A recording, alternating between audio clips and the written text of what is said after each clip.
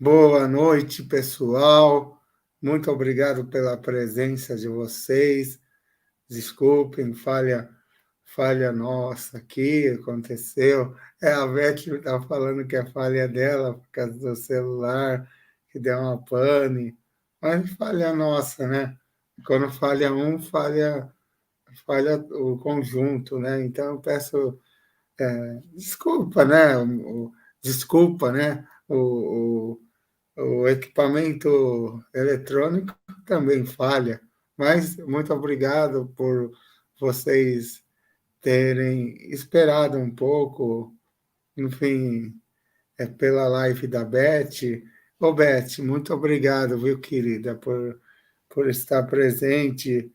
A gente aqui na luta constante aqui, né, para fazer com algumas dificuldades, né, que às vezes a gente encontra, né, pela questão que, é, pelos aplicativos, né, às vezes falha, né, às vezes falha, mas tudo bem, isso acontece, né?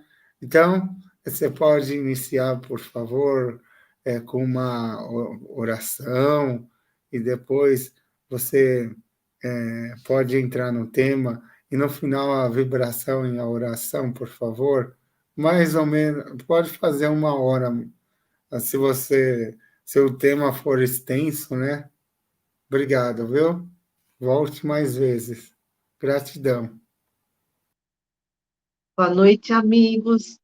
Falha minha, foi meu celular que deu aqui uma pane e agradeço, né, a presença de quem estiver aqui. Peço desculpas, mas vamos lá, né, pedindo a Deus, a Jesus, que nos auxilie, nos proteja, nos ampare nesses próximos minutos, para que possamos estudar esse precioso livro da codificação, né, o livro dos Espíritos. E agradecemos também a oportunidade de estarmos aqui ao ar e que os nossos mentores estejam nos inspirando. Que assim seja. Bom, o tema de hoje é bem, vamos dizer assim, biológico, biológico, que a gente vai falar dos três reinos, né? É o capítulo 9, aliás, 11 do Livro dos Espíritos, os três reinos. Então, nós vamos falar da questão 585 até a questão 589. Então, o de início, essa primeira parte, fala sobre os minerais e as plantas. Então, a questão 585, Beth, nessa questão... desculpa te interromper, até 599. Ah, Desculpa, tá viu? certo, tá, Só para te 599, tá certo, 599, vamos anotar aqui, tá certo.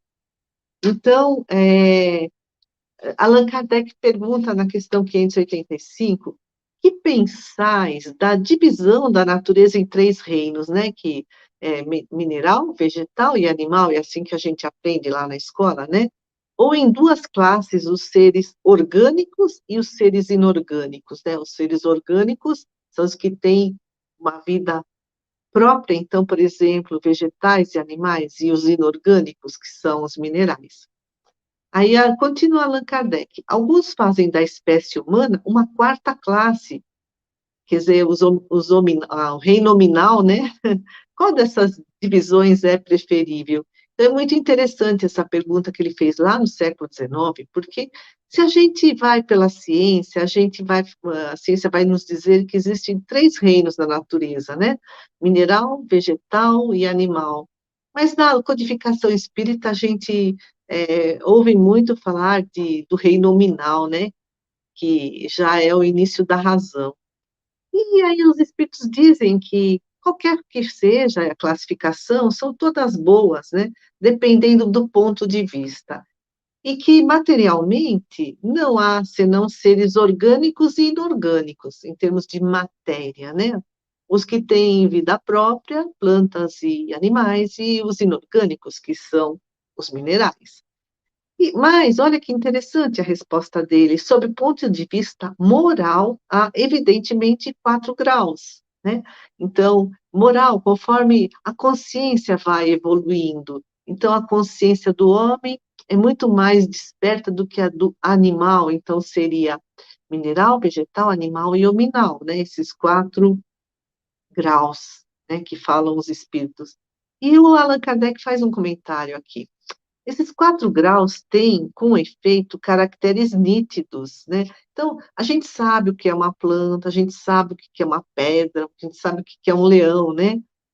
Então, cada um deles tem caracteres nítidos, ainda que seus limites pareçam se confundir. Então, onde termina o reino mineral, onde começa o reino vegetal? Por exemplo, os vírus. Os vírus são uma transição entre, né, o reino mineral e o reino animal, nos micro-organismos ou vegetal, né, os seres unicelulares, porque o vírus não se reproduz sozinho, ele precisa de um outro ser vivo para se reproduzir. Então, antigamente ou hoje, ele nem era considerado ser vivo, né, uma coisa intermediária. E também nos seres, assim, unicelulares, existem, alguns que são chamados zoófitos. Então eles têm tanto características dos animais, zoo, como das plantas, fitos. Não dá para distinguir se é planta ou animal, sabe? São unicelulares. Então, por isso que Allan Kardec comenta aqui, né, que esses limites entre um reino e outro parecem se confundir, porque não existe uma mudança brusca. A evolução é gradual, né? Passo a passo. E ele continua: a matéria inerte que constitui o reino mineral não tem senão uma força mecânica, então é a agregação dos átomos, né? É uma força mecânica de atração. As plantas compostas de matéria inerte, né, então os minerais, tem minerais nas plantas, são dotadas de vitalidade. Então a planta ainda tem, boa noite, Paulo, ainda tem também, além, né, da agregação dos minerais, ainda tem vida. Os animais, compostos de matéria inerte e dotados de vitalidade, têm a mais uma espécie de inteligência instintiva, né? Então, os animais têm instintos, as plantas não têm. Então, olha, vai se adquirindo cada vez mais capacidades, atributos, qualidades. Então, os animais têm uma inteligência instintiva limitada, com a consciência da sua existência e da sua individualidade. Então, né, eles ainda estão, né, muito limitados nessa inteligência que ainda não é contínua, né, não tem um pensamento contínuo como o homem. E o homem, tendo tudo o que há nas plantas e nos animais, domina as outras classes por uma inteligência especial, indefinida, que lhe dá a consciência do futuro. A gente sabe, né? Hoje é hoje, amanhã, ou daqui 5 minutos, o tempo passa, as coisas mudam. Os animais não têm essa consciência. E o homem tem a percepção das coisas extramateriais e o conhecimento de Deus. Então, né, o homem sabe que existe o plano espiritual, que somos espíritos, que existe né, um Deus criador. Os animais não têm essa inteligência, essa percepção das coisas extramateriais, que vão além da matéria. Seguindo, questão 586, as plantas têm consciência de sua existência? Quer dizer, as plantas, será que elas, né, sabem que existem? Não, elas não pensam, e não têm senão vida orgânica. As plantas experimentam sensações, sofrem quando mutiladas, né, machucadas, a gente arranca uma folhinha, né? As plantas recebem as impressões físicas que agem sobre a matéria, mas não têm percepções e, por conseguinte, não tem sentimento de dor. Então, por exemplo, se a gente vai lá, arranca uma folha, né, de uma planta, lógico que vai acontecer uma mudança física, como ele fala assim, uma impressão física. Então, está faltando aquela folha lá, não vai mais correr a seiva, né, bruta ou elaborada, né, floema, xilema, né, mas a planta não tem sistema nervoso, não tem nervos para sentir a dor, não tem cérebro para ficar triste porque uma folha foi arrancada, né. 588. A força que atrai as plantas umas para as outras é independente de sua vontade? Então, a força que atrai as plantas umas para as outras, a gente sabe, né, que no reino vegetal existem plantas macho, plantas fêmea, né, que só tem o aparelho reprodutor masculino ou só aparelho reprodutor feminino, precisam estar uma perto da outra para poder continuar a reprodução da espécie, né, algumas dessas plantas. Então é uma espécie de atração. E aí, né, essa força é independente de sua vontade? Quer dizer, ela quer atrair a outra plantinha ou é algo mecânico? Diz que sim, é independente da vontade delas, visto que não pensam. É uma força mecânica da matéria que age sobre a matéria. Elas não poderiam opor-se. E aí a gente entra num aspecto muito interessante, né? Porque fala da planta carnívora, na questão 589.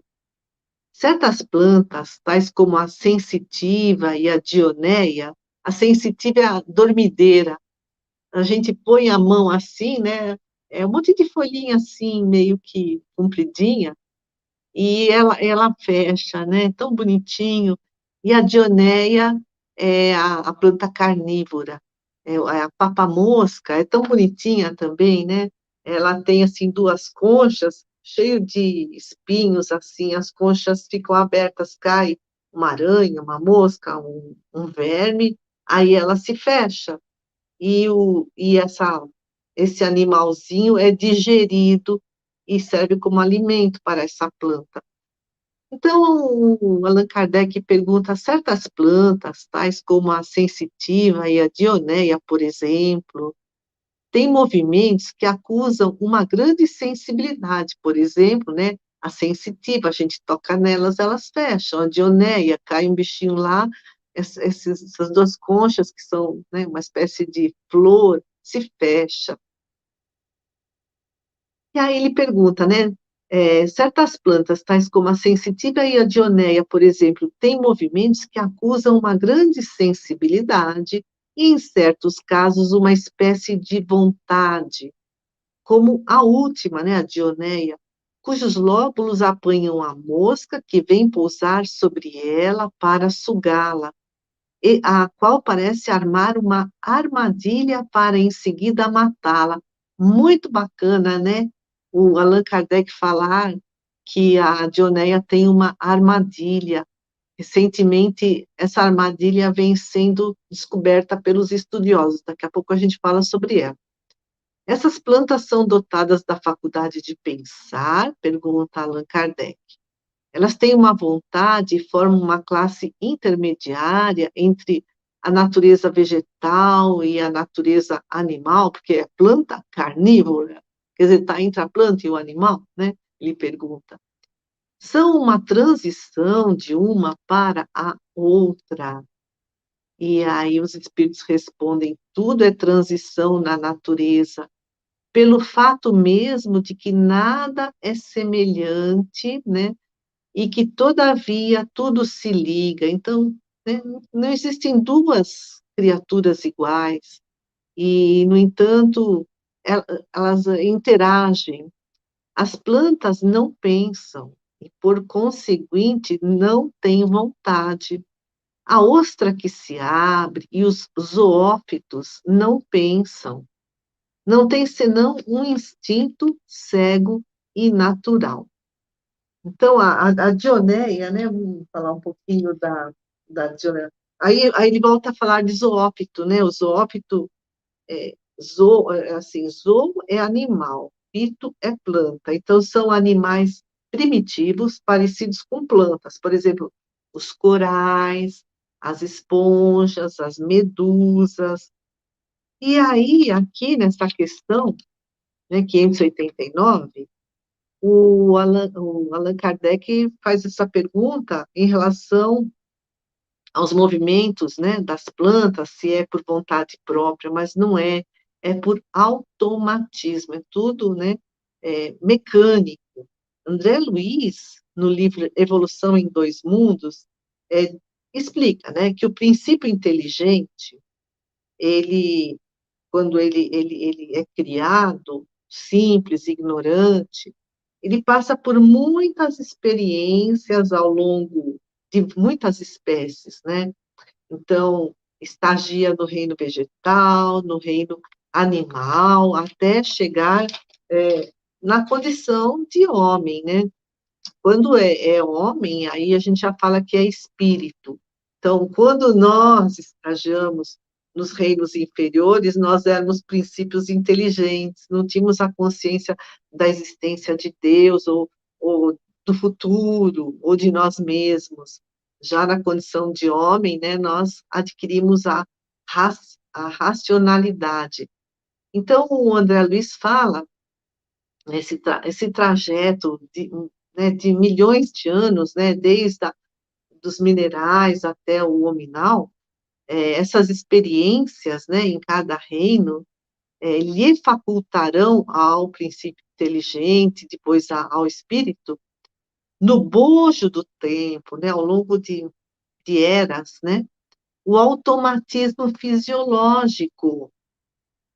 Então, esse automatismo fisiológico é uma herança do passado. Por exemplo, a gente, né? A gente não para agora para pensar o que, que o nosso estômago está fazendo, o nosso coração, o nosso rim, né? Ah, nosso intestino, é tudo automatismo. Então, o automatismo executa esses atos primários de manutenção do corpo físico, de preservação, de renovação da própria vida, porque todas as células do nosso organismo, elas morrem, de tempos em tempos, são renovadas.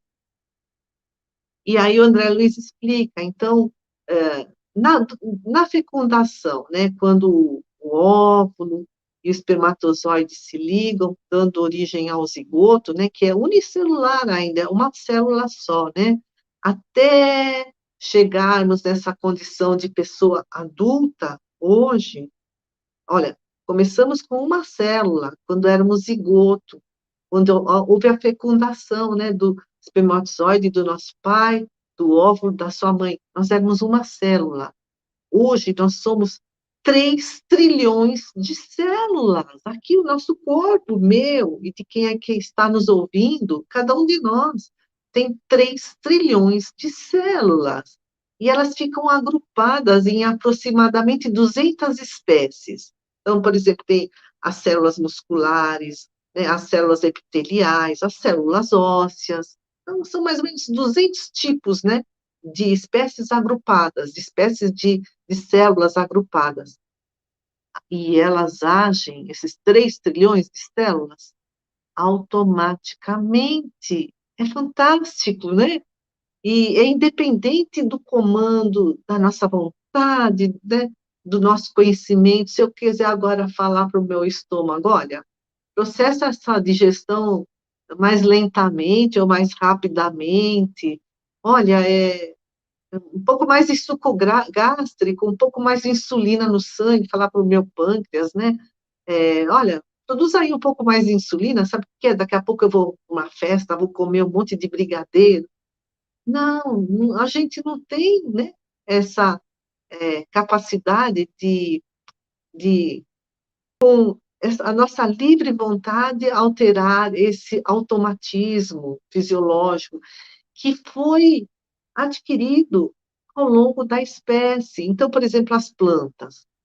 Nas plantas existem existe a condução da seiva, né? Quando ela vai da raiz para as folhas, é a seiva bruta. Depois, é, ela se transforma numa seiva elaborada, né? No tronco é a seiva bruta, nas folhas ela se transforma numa seiva elaborada e se espalha pelas flores, pelo resto das folhas, né? Por tudo. Então, essa circulação de seiva já é uma construção nossa, de milhões de anos, que deu origem ao nosso sistema circulatório, né? Então, é algo assim, uma construção fantástica ao longo, como o André Luiz fala, ao longo do bojo do tempo, né? Essas experiências lhe facultarão no bojo do tempo o automatismo fisiológico. Então, aqui ele fala da Dioneia. Então, eles falam que, por exemplo, chama armadilha de Vênus, chama apanha-mosca, chama planta carnívora. E o que acontece, né? Quando uma aranha, uma mosca cai nessas folhas da Dioneia, que tem uma coisa pegajosa para elas ficarem grudadas, aciona uma armadilha. Allan Kardec pergunta, né, como é que se existe essa armadilha? Sim, acionam uma armadilha e as folhas se fecham, que nem ratoeira, né? Pisou na ratoeira lá, o ratinho pisou na ratoeira, a ratoeira fecha, é uma armadilha. Então, como que acontece isso? Cada vez que um pelinho, que essas folhas da Dioneia, elas são cheias de pelinhos, cada vez que um pelinho, né, da Dioneia, da folha de Dioneia, é acionado, é mexido, né, por conta de ter caído um bichinho lá, há uma liberação de cálcio. E quando libera muito cálcio, é automático, é uma questão química automática, né? A folha se fecha. Então, essa é a armadilha. E mais, quando as moscas ou outros insetos se mexem entre essas duas folhas da Dioneia, tentando se libertar, há pequenas mudanças na voltagem, né, na rede elétrica das folhas da Dioneia. Então, é tudo automatismo. Não é que a Dioneia pensou, caiu um bichinho aqui, é meu jantar, é meu almoço, né? Vou papar, que ela é a papa-mosca, né? Não, é tudo automático. Então, o que é automático no caso aqui da Dioneia? A produção de cálcio, a mudança de voltagem e, nesses dois casos, a folha se fecha. Mas a Dioneia não pensa, ela não tem sistema nervoso, ela não tem cérebro. E é isso que nos explicam os espíritos, aqui no Livro dos Espíritos, lá no século XIX. Questão 590. Não há plantas como nos animais, não há nas plantas como nos animais um instinto de conservação que as leve a procurar aquilo que lhes pode ser útil e fugir daquilo que lhes pode prejudicar? Há, se se quer, uma espécie de instinto, dependendo da extensão que se dá a esse termo, mas é puramente mecânico. Quando nas operações de química observais dois corpos se reunirem, é que se ajustam reciprocamente, quer dizer, há afinidade entre eles. No entanto, não chamais a isso de instinto. Então, por exemplo, nos seres microscópicos, né? Eles se aproximam do alimento ou eles se afastam de um estímulo aversivo, não porque por força da vontade, porque eles não pensam, têm cérebro, é tudo mecânico. Por exemplo, no fototropismo, né? A gente entender essa questão. A gente pega uma planta, ela vai sempre crescer em direção ao sol. Se a gente põe dentro de uma caixa de papelão, com um furinho assim, e lá é que bate sol, ela passa pelo furinho e vai nascendo em direção ao sol. Parece que a planta procura o sol. Isso chama fototropismo, é um tropismo em direção à luz, o movimento, né, em direção à luz, mas também é mecânico. O que que acontece? É, existe um hormônio nas folhas das plantas chamado auxina, com X, auxina. E quando incide a luz, né, aqui, por exemplo, só de um lado da planta, essa auxina, ela migra por conta de fugir da luz, é químico, para o outro lado, onde tem a sombra, onde mais horas do dia tem sombra. E o que que faz a auxina? A auxina alonga as folhas. Então, olha, a folha vinha crescendo assim, aqui está a luz, aí a auxina vai para o lado de lá, ela alonga as folhas. Aí ela vai entortando em direção à luz. Então, ela se curva em direção à luz, mas é um movimento puramente mecânico, né? A folha não pensa, o sol está lá, que maravilha, eu vou crescer naquela direção. Não, é tudo uma aquisição ao longo desses milhões de anos, né? Porque a vida já surgiu há alguns milhões de anos na Terra, e ao longo da evolução das espécies.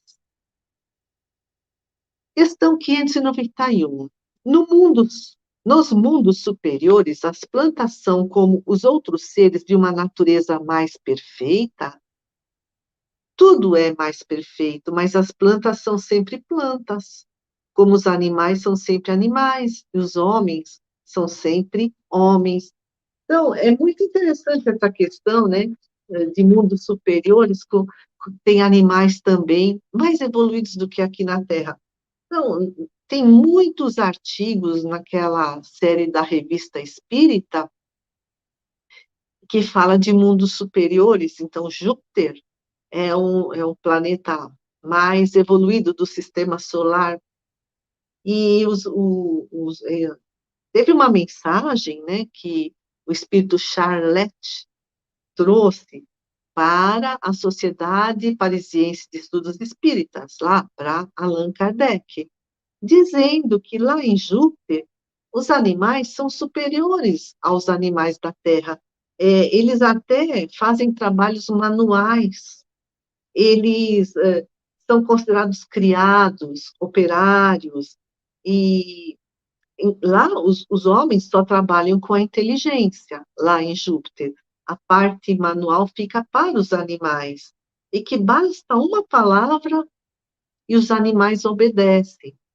E tem né, outros desenhos que vieram, também do espírito Palissy, que mora em Júpiter, né? E ele trouxe desenhos lá na Sociedade Parisiense, né, de Estudos Espíritas, de como são os animais lá em Júpiter. É muito bacana, é só colocar lá no Google, animais em Júpiter, Revista Espírita, aí vem todo esse artigo. E nesse desenho, esses animais estão jogando, né, jogando, assim, né, brincando, jogando, né, numa espécie de brincadeira, né, bola, algo assim. E aí, seguindo, o outro tópico é os animais e o homem, questão 592.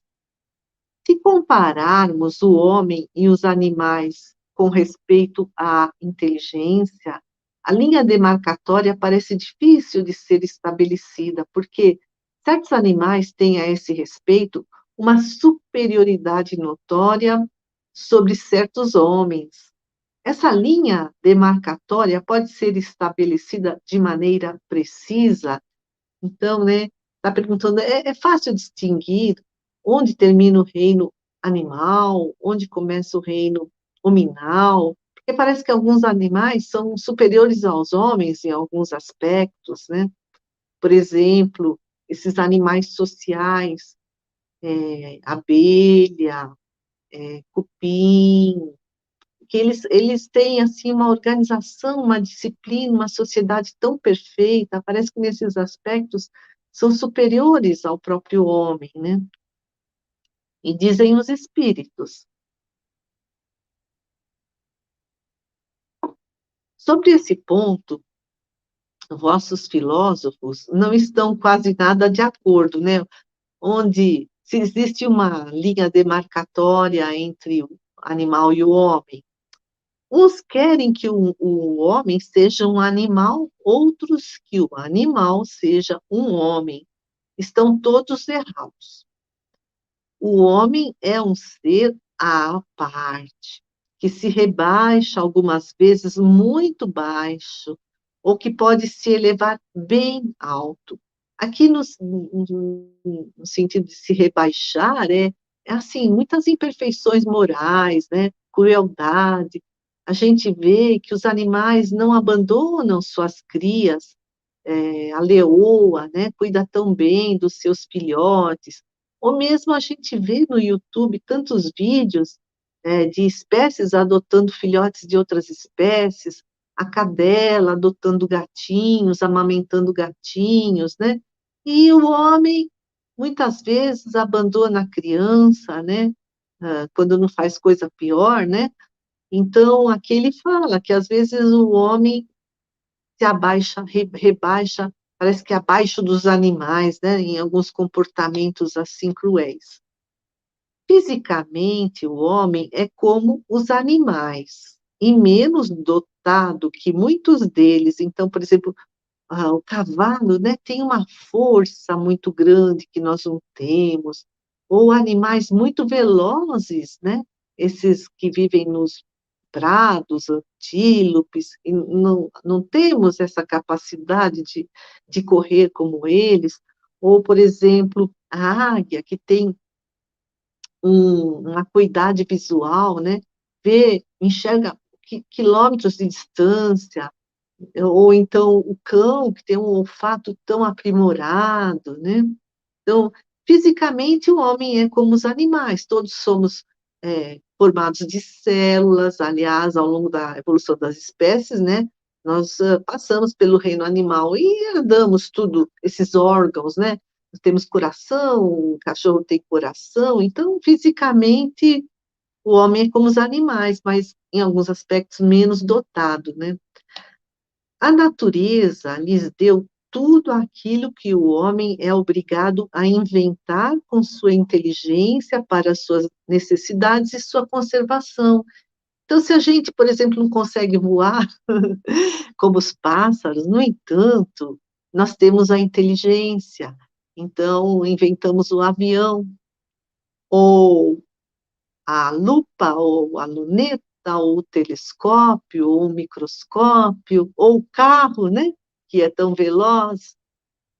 É verdade que seu corpo se destrói como o dos animais, mas seu espírito tem um destino que só ele pode compreender, porque só ele é completamente livre. Então, a gente tem condições de pensar, puxa, né, eu estou aqui vivendo, né, aqui nessa cidade, São Bernardo, Santo André, essa é minha família, essas são as minhas obrigações. Então, nós temos, né, condições de compreender quem somos, os animais não. Pobres homens que vos rebaixais abaixo da brutalidade, não sabeis vos distinguir? Reconhecei o homem pelo pensamento de Deus. Então, né, o homem, ele sabe que Deus existe, por exemplo, a religião está presente em todos os povos. Existem pessoas que são ateus, né, ateias, né, pessoas que são ateias, mas quando desencarnarem vão perceber que, né, existe um Deus criador. Pode-se dizer que os animais não agem senão por instinto? Isso ainda é um sistema, é verdade, que domina o instinto. Então, o instinto domina nos animais, na maioria dos animais. Mas não vês que agem com uma vontade determinada?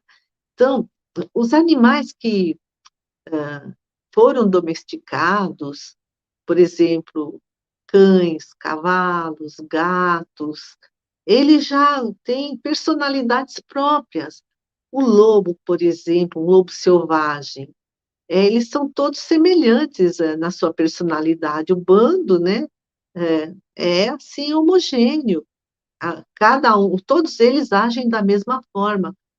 Já os animais que foram domesticados, eles começaram com a proximidade do homem, né, com o afeto recebido, com a educação, condicionamento, começaram a sair só do instinto e começaram a ter vontade própria. A gente vê, tem cachorro que é dócil, tem cachorro que é bravio, tem cachorro que apanha do dono e logo perdoa, tem outro que fica ressentido, né? Então, né, dizem os espíritos, não vês que agem com uma vontade determinada, então eles já começam a ter a capacidade que vai além do instinto, esses animais superiores, né? Os mamíferos, né? É da inteligência, embora limitada. Então, assim, é uma inteligência que os animais estão começando a desenvolver, esses animais que estão superiores na escala animal, mas ainda é uma inteligência limitada. E aí tem o comentário de Allan Kardec. Além do instinto, não se pode denegar a certos animais atos combinados que denotam uma vontade de agir com sentido determinado e segundo as circunstâncias. Então, planejar alguma coisa, né? Raciocinar, tipo matemática, né? Há, portanto, neles uma espécie de inteligência, cujo exercício é mais exclusivamente concentrado sobre os meios de satisfazerem suas necessidades físicas e proverem à sua conservação. Então, a inteligência dos animais é usada para o instinto de conservação, para a sobrevivência deles, da espécie, e não, por exemplo, para fazer inventos, né? Ah, vou inventar, por exemplo, um foguete, né? Entre eles, nenhuma criação, nenhuma melhora. Qualquer que seja a arte que admiremos em seus trabalhos, aquilo que fazia outrora, o fazem hoje, nem melhor nem pior, segundo formas e proporções constantes e invariáveis. Então, isso é um instinto. A abelha faz a colmeia, todas elas do mesmo jeito, né? Desde o passado longínquo, ou o castor, né, que faz, né, os seus diques no rio, ou ninhos, alguns ninhos, o João de Barro, né? Então, não tem a arte. O João de Barro fala assim, eu vou fazer diferente. Eu vou fazer quadradinho em vez de redondinho. Não, eles vão fazer sempre iguais, todos eles, porque é um instinto. O filhote, isolado dos demais da sua espécie, por causa disso, não deixa de construir seu ninho com o mesmo modelo, sem ter recebido ensinamento. Então, eles não foram ensinados a construir o seu ninho, mas eles já sabem, já nascem sabendo, porque é o instinto, né? Se alguns são suscetíveis de uma certa educação, seu desenvolvimento intelectual sempre fechado, em limites estreitos, é devido à ação do homem sobre uma natureza flexível. Então, a gente consegue, né, adestrar um cão até um certo limite, porque não tem nenhum progresso que lhe seja próprio, eles não vão progredir por conta própria, eles vão progredir por conta de condições externas, desse treinamento, desse condicionamento, desse adestramento. Esse progresso é efêmero e puramente individual, porque o animal, entregue a si mesmo, não tarda a retornar para os limites estreitos traçados pela natureza. Então, se ele não for, por exemplo, continuamente adestrado, ele acaba esquecendo, e aí aquilo que ele aprendeu. Aí ele volta à sua situação, assim, selvagem, né, primitiva. Allan Kardec pergunta, os animais têm uma linguagem? E os espíritos dizem, se entendeis uma linguagem formada de palavras e de sílabas, não. Um meio de se comunicarem entre si, sim. Eles se dizem muito mais coisas do que acreditais, mas sua linguagem é limitada, como suas ideias, às suas necessidades. Então, a gente vê, né, que os animais se comunicam entre si por danças, né, por cheiros, pelo movimento das águas, no caso das baleias, dos golfinhos. Há animais que não têm voz, ao que parece. Estes não têm linguagem? Eles se compreendem por outros meios. Vós outros homens não tendes senão a palavra para se comunicarem. E os mudos, que dizeis deles? Os animais, estando dotados da vida de relação, né? Então eles vivem em sociedade, né? Ou existe o bando, ou existe a sociedade, por exemplo, das abelhas, né? Então eles têm meios de se informarem e de se exprimirem as sensações que experimentam. Crês que os peixes não se entendem entre si, né? Cardume vai tudo bonitinho, um vira, todos viram, né? O homem não tem, portanto, privilégio exclusivo da linguagem, embora a dos animais seja instintiva e limitada pelo círculo de suas necessidades e de suas ideias, enquanto que a do homem é perfectível, né? A linguagem do homem se aperfeiçoa, melhora. Dos animais é sempre igual. Há centenas de anos atrás, o canto dos pássaros é o mesmo de hoje. Apesar que a evolução acontece, mas é muito lenta, né? Centenas de anos não dá para evoluir tanto assim, né? Nessas mudanças de comportamento dos animais, né? Enquanto que a do homem é perfectível, a linguagem do homem, né? E se presta a todas as concepções de sua inteligência. Então, né, o homem com a sua linguagem fala de filosofia, de ciências, de arte, de religião, né?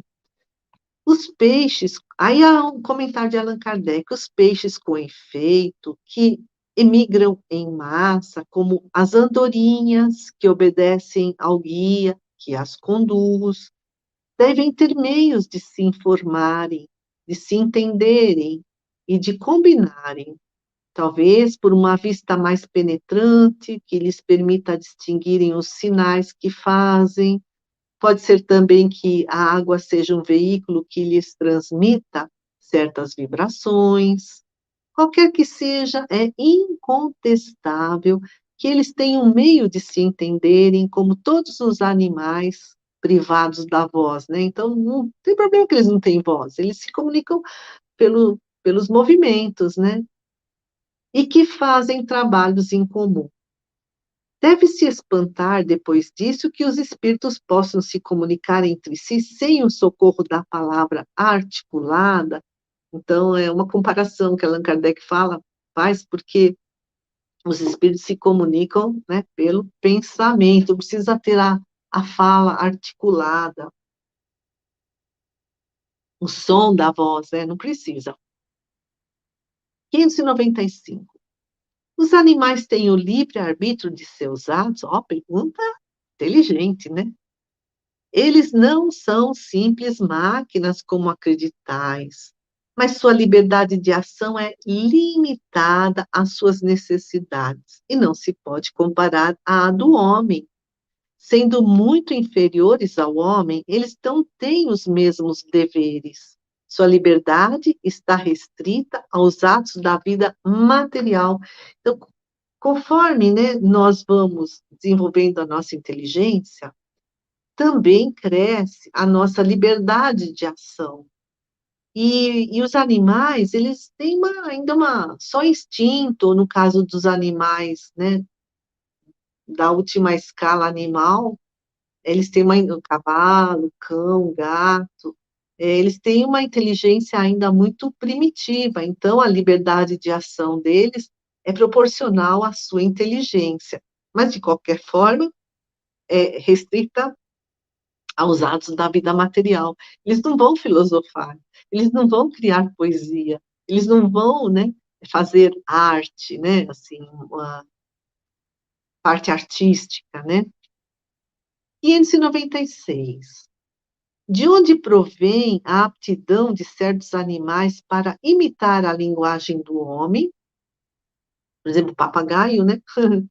E por que essa aptidão se encontra antes nas aves que no macaco, por exemplo, cuja conformação tem mais analogia com a sua? Então, a garganta do macaco é muito mais parecida com a garganta do homem do que o papagaio e o homem. Então, né? E por que o papagaio faz som de voz humana e o macaco não, né? E aí os espíritos dizem, é uma conformação particular dos órgãos da voz, secundado pelo instinto de imitação. O macaco imita os gestos e certas aves imitam a voz, mas é tudo imitação. Quando o papagaio fala assim, louro quer comer, né? Louro quer comer. Ele não é que ele está falando que ele quer comer. Ele imitou isso, alguém falou, ele nem sabe o que está falando, né? 597. Visto que os animais têm uma inteligência que lhes dá uma certa liberdade de ação, há neles um princípio independente da matéria, quer dizer, alma ou princípio inteligente? Sim, e que sobrevive ao corpo, no caso dos animais, né? A denominação é princípio inteligente. Esse princípio é uma alma semelhante à do homem? É também uma alma, se quiserdes. Isso depende do sentido que se dá a essa palavra. Ela, porém, é inferior à do homem. Há entre a alma dos animais e do homem tanta distância como entre a alma do homem e Deus. Então, né, é essa longa jornada evolutiva, né? Começou lá no mineral, vegetal, animal, homem, depois a gente continua, né? Continua anjo, arcanjo, até, e assim vai evoluindo, né? Em direção aos mundos celestes. 598. A alma dos animais conserva, depois da morte, sua individualidade, a consciência de si mesmo. O que acontece com os animais depois que morrem? E tem muitos livros, recentemente, por exemplo, tendo chamado Todos os Cães Merecem o Céu, é um livro muito bacana, de um médium. Então, os espíritos dizem, sua individualidade, sim, né? Eles continuam seres individuais, mas não a consciência do seu eu. A vida inteligente permanece no estado latente. Então, por exemplo, o meu cachorrinho, eu tinha uma cachorrinha chamada Jéssica, lindinha, Bigo, morreu. Aí ela foi lá para o plano espiritual. Ela continua sendo um cachorrinho, até reencarnar, às vezes, numa outra espécie, né, numa outra raça, entre os cães, ou numa outra espécie, macaco, né, vai evoluindo. Mas ela não sabe quem, né, não tem essa consciência do eu. Ah, eu sou um princípio inteligente, não tem essa consciência. Porque a vida inteligente permanece no estado latente. Um dia, essa cachorrinha linda que eu tive será uma pessoa. Um dia, o princípio inteligente vai se transformar a alma, mas ainda é latente, né? Ainda está lá, né? Se aperfeiçoando até chegar a esse estágio evolutivo. E 599 é a última, né? De hoje. A alma dos animais tem a escolha de se encarnar em um animal antes que outro. Então, por exemplo, né? Por exemplo, minha cachorrinha desencarnou. Eu quero agora ser uma Weimaraner, né? Eu quero ser uma Pitbull, né? Posso escolher, né? Bom, eles não têm nem a consciência de si, né? E aí os espíritos dizem, não, eles não têm esse livre-arbítrio, né? Eles não vão poder escolher onde e como reencarnar. Isso tudo são, né, os planejadores da espiritualidade que fazem todo esse estudo muito minucioso em prol daquele princípio inteligente, né, que está evoluindo. Amigos queridos, Eu gostaria de elevar a Deus, a Jesus, uma vibração de muito amor, principalmente ao nosso planeta. Vibremos por todas as plantas do nosso planeta, pelas árvores, pelas flores, por cada matinho.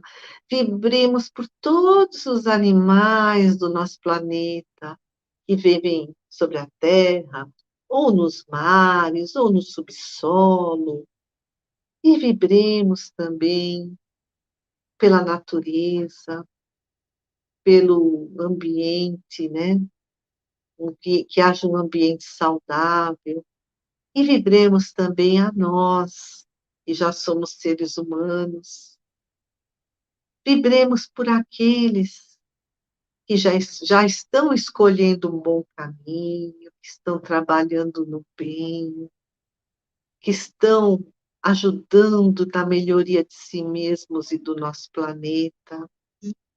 Mas vibremos também por aqueles que ainda estão perdidos num caminho de desajustes, de erros, que eles possam acordar o quanto antes para conquistarem uma consciência mais planificada.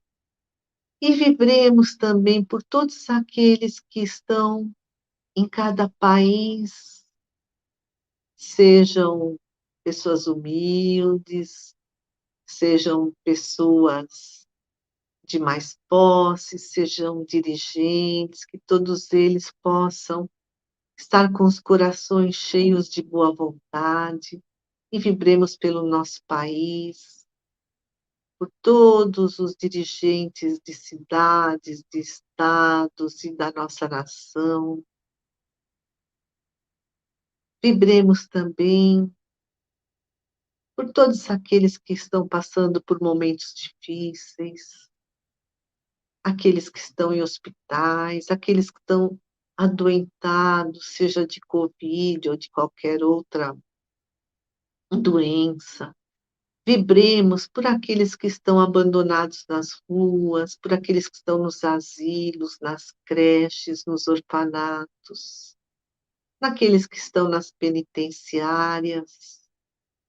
E vibremos por todos os trabalhadores do bem, por todas as casas espíritas.